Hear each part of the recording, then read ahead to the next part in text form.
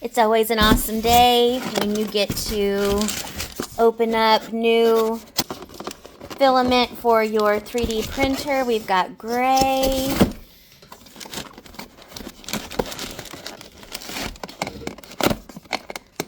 There's some cool rainbow ones I'm trying to find.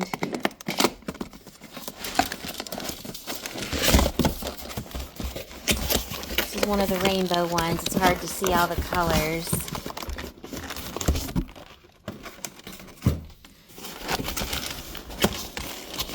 Here's the other rainbow one.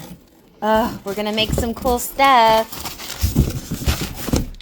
We're gonna make stuff for my axolotl tank, and I'll be making axolotls like toys.